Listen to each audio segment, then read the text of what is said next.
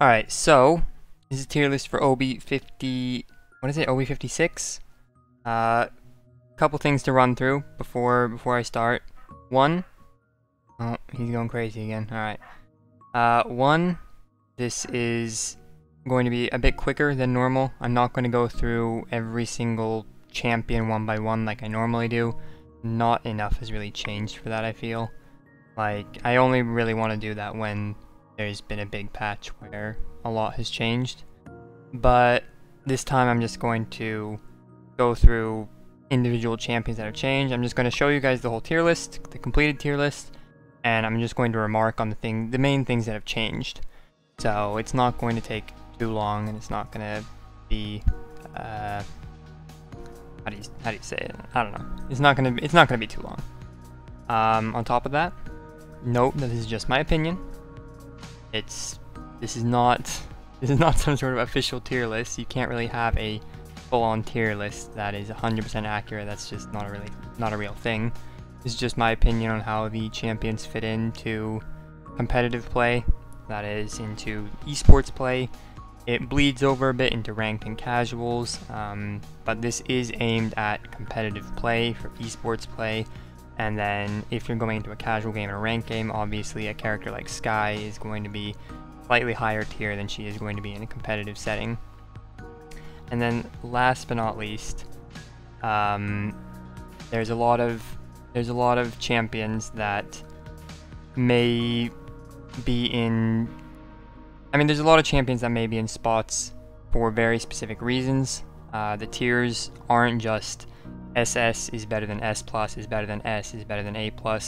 A tier like, for instance, B+ is more oriented towards, okay, well, this is a pick that's okay in a lot of situations. It's just not something you can pick all the time, you know? A character that's in B+ might be just as good as a character that's in A+ in some situations. It just means that they're not always pickable. They're not always playable, and you're not always going to do great with them. I have potato so, blood oh no. Oh, potato blood? Potato. God damn it. Alright. So yeah, this is not like a straight up like, this character is better than this character is better than this character. There's a lot of variation, and there's a lot of reasoning going behind each character being in each place. I'm not going to go too much into each character because I've already done it in the past. A character like Skye, for instance, that is always lower tier, I'm not going to go through and spend 10 minutes on that character explaining why it's bad, because I've done that in the past. So with that said, this is the tier list. So the big ones here, the first main thing is Janos is now part of the tier list. Janos, I would say, is a solid S+ tier. I think it's just the best healer, without a doubt. We talked about it a bit in the past, how supports kind of have... God fucking damn it. My life, it's potato. Can you shut the fuck up with your potato, dude? I'm muting that shit now. So yeah, supports kind of have their own separate tier list that you can kind of plug into the main tier list.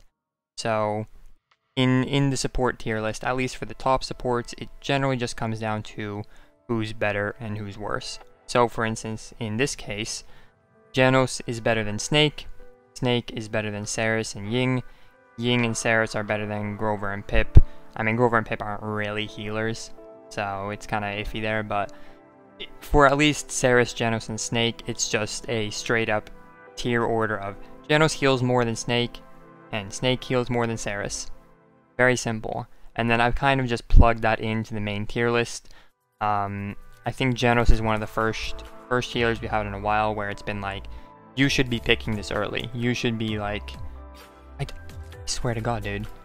I muted it. Can you guys hear that? I guess you guys can't hear that. It's still on my... Whatever, dude. I can still hear the fucking potatoes. But yeah, so Janos, I feel like, is the first support that we've had in a while that's actually worthy of a early pick.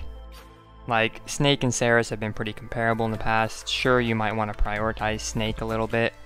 You didn't hear it? Okay, we're good then. Snake has been a bit more prioritized over Saris, but you still didn't really early pick them. You know, you're not going to first pick a snake. You're not going to second or third pick a snake. It's just like whenever you have the chance, you're going to take it. But now I feel like Janos is actually like, you can first pick or you can second pick the Janos if you want. It's good enough to justify that. It just allows characters to, it allows other champions to do whatever they want, you know? Like if you get Chronos 2 on Janos, you just pop a heal on 3 people at the same time. Or three people and they're all healing and they can all run off and do their own thing, you know?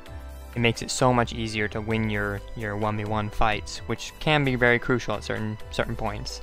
So he just kind of enables characters to do things better. Like if you got a Fernando and an Androxus or whatever, then you're just gonna pop a heal on them, they're gonna run off and do their own thing, and then you're good, you know? That's all you have to do. Whereas, again, Snake, it's like you have to actively heal people. You have to make sure you're healing the right targets at all times. You have to have a team that is willing to actually be aware of your healing.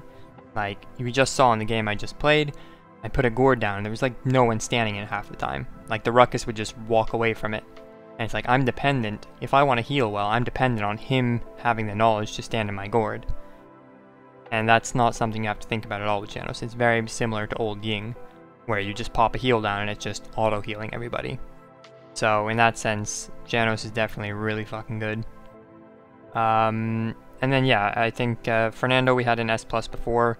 I think Makoa is worthy of moving up. He used to be S, and I think he's a solid S+, honestly. He's just, it doesn't really matter too much if you get Makoa or Fernando.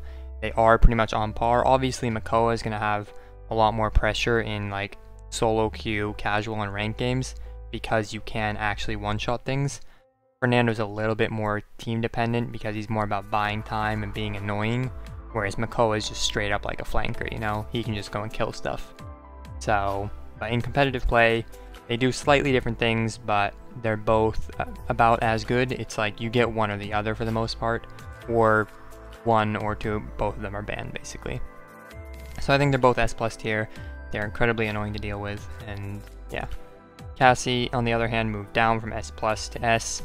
Like, maybe we overestimated Cassie. I mean, she did get slightly nerfed in OB56, but even in OB55, I think maybe she wasn't really justified being an S+. Like, I think Leon might be more close to S+ than Cassie is right now, but I think they're both about S tier. Like, you're not going to see a lot of Liam first picks, I don't think, in competitive play and esports play. In ranked and casuals, you're definitely, well, I guess casuals didn't have draft, but in ranked, you're definitely going to see a lot of Liam first picks because it's so much control, and it's like, it doesn't take much to be able to play a good Leon. So, you're always going to have a consistent damage dealer compared to, say, Bomb King or Shaolin or Cassie, where you can make mistakes and you can end up not getting damage. Whereas Leon's just like, it's always just there, it's always consistent damage, you're always going to be doing something. So in that sense, Leon's definitely really good. And then again, Snake, kind of on a separate tier list, but I guess S would be the only place to put him. Like, he's slightly worse than Janos, but a lot better than Ceres, so. And then A+, Ashe and Barrack, the two kind of secondary tanks to Fernando Makoa. Arguably, like, you could argue both Barrack and Ashe being a tier higher, but realistically speaking, like, if you just look at the priorities, it's going to be like, you're going to be prioritizing Janos, you're going to be prioritizing Fernando Makoa, and then you're probably going to look to fit in a DPS and then your secondary tanks. Usually you're going to be waiting a little bit with them. Unless Fernando and Makoa are banned, then you're probably not going to see the Ashe and Barrack pick that early. To be fair, Fernando and Makoa are going to be banned a lot, so you will probably see Ashe and Barrack picked a lot earlier, especially Ashe, and she's the only aggressive tank if Makoa and Fernando are banned. But they're both, honestly, they're both kind of A+, like, you can pick them whenever you want, you can pick them however early you want, and you're going to do just fine. They're just solid tanks all around, they have a lot of control, Ashe being the more aggressive, and Barrack being the more defensive. They both serve their purpose very well, so. Bomb King and Shaolin, I guess Bomb King, Shaolin, and Willow. Bomb King and Shaolin are probably a little bit better than Willow just because they can be picked easier. Like Bomb King and Shaolin you can pick whenever. Bomb King could arguably be S tier, but I don't think he'd be prioritized as heavily as Cassie or Leon. But he is definitely still the most consistent blaster right now. He's one of the only blasters that also has the ability to push now. Like, Drogos was a bit better before because he actually had the worm jets, so he could actually push with the tanks. But now that they nerfed worm jets, it really just comes down to, okay, it's BK that can push. Like, if you're talking Jaguar Falls, right? BK's the only blaster that's going into those little corners here and there, into cubby, into tunnel, into all these small areas and brawling it out. Drogos and Willow kind of have to avoid that and kind of have to poke more than they do that. So it's really nice having the aggressive blaster, seeing as he's the only one right now. And then Shaolin, similarly, is just like consistent damage. He has burst potential, he has shield destroying potential, which is pretty relevant right now. He has, again, consistent damage, he has a good ult. So he's just a solid all-around pick. You can pick him at any time. And now with the extra movement speed, he can actually push into the enemies, you know. Before he was much more of a backliner, but now he can actually go into stealth and just push them because he has the movement speed to shoulder peek. He has the movement speed to actually dodge shots now. So I definitely say he's A+ tier.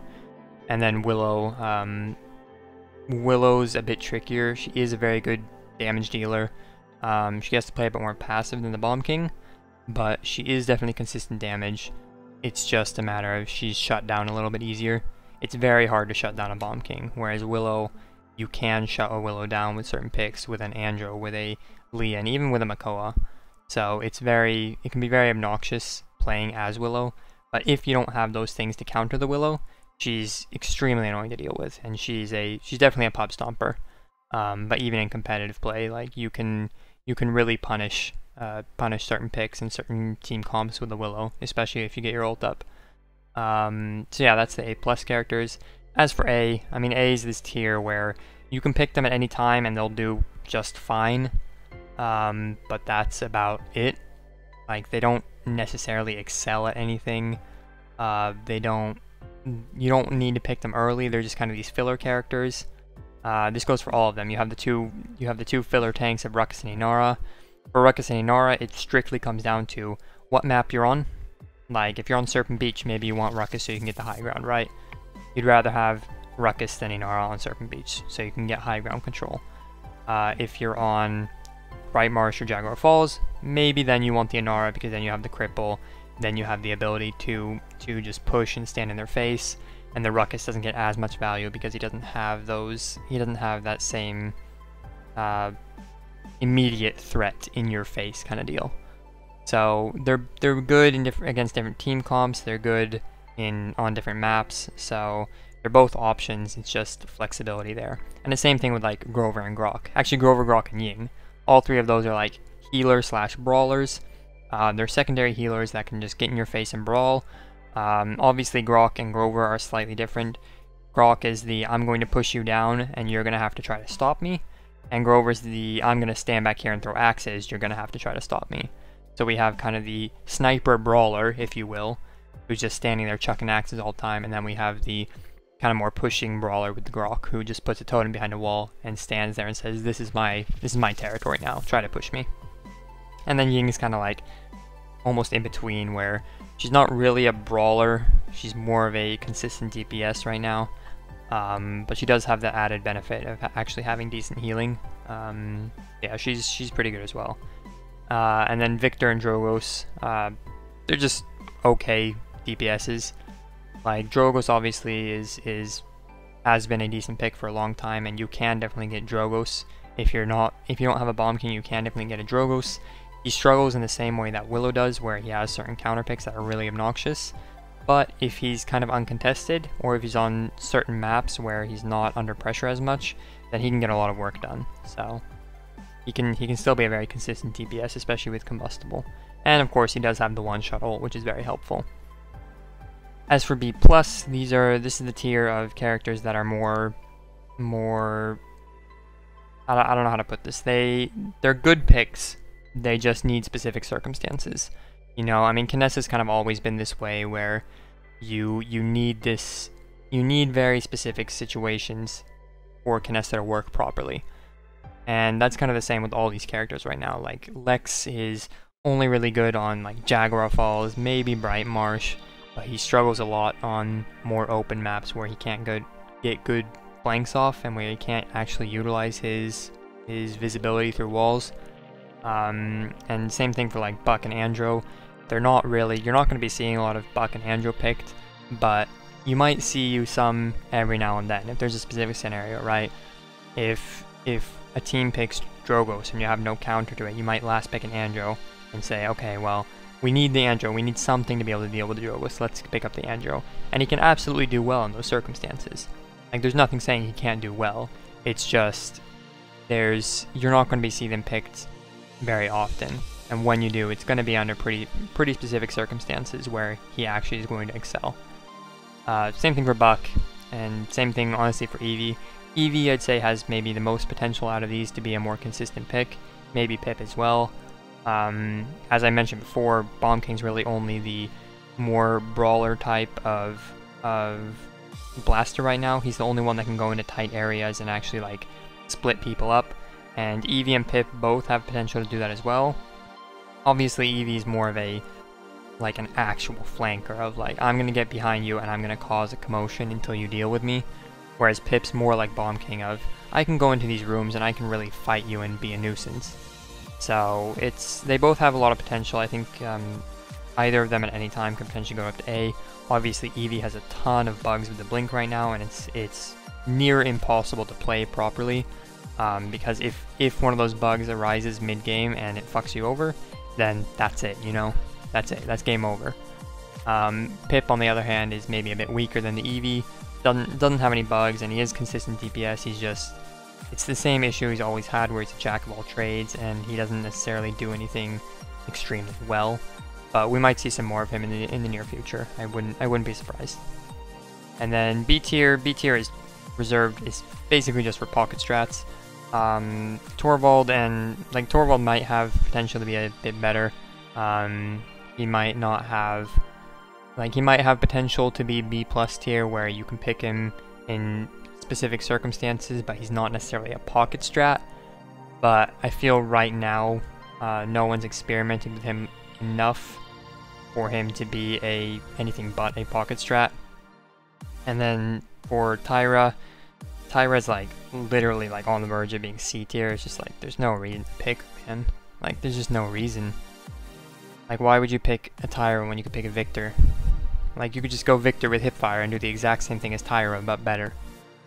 I still don't see there. I know that there are teams that play Tyra, and there have been teams, especially in NA, that play Tyra, but I don't see it, man. I don't see it. Jin definitely has a lot of potential. He kind of fills a similar, he's like a mix between Eevee and Lex, where he's only good on specific maps, specifically the maps that Lex is good at. He's really good at getting in the back line and being a fucking nuisance to deal with.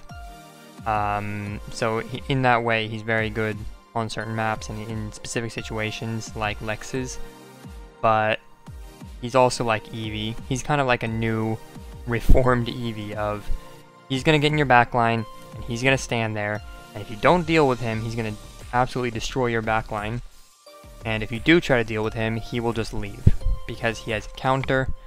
Keep in mind that you do have to play him with the counter build. 100%. You can't play with the build. I've said it since day one. You have to play with the counter build, otherwise you're fucked, because you need that counter to be able to buy you time. You don't need it for damage, you just need survivability.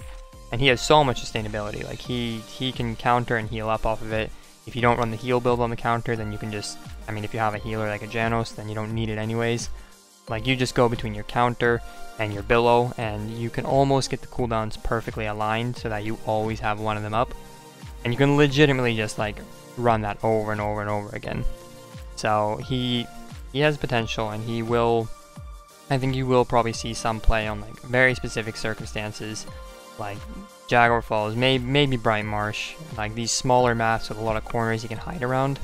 It's just barely that you can't rotate your abilities, so you need a millisecond behind a wall in order to get your ability back off cooldown so you can use it again. But you can just keep going in over and over again. But for now, I'd say he's still B tier. He's still a pocket strat if anything, but he definitely has potential to be in that same kind of Lex and Eevee spot of, it's not a pocket strat, but it is a situational pick. You can't just pick it and expect everything to go well. It's just, right now, he's just too specific, because no one's really experimented with it yet. And then there's Sky and Maeve, who are in C tier. Don't pick Sky and Maeve. Yep, that's the end. That's it. That is the end of the tier list for OB56 for competitive play. Once again, in my opinion, if you don't share the same opinion, then what do I care? Other than that, yeah, it's pretty straightforward, honestly. Pretty much the same as it was before on, like, not much difference.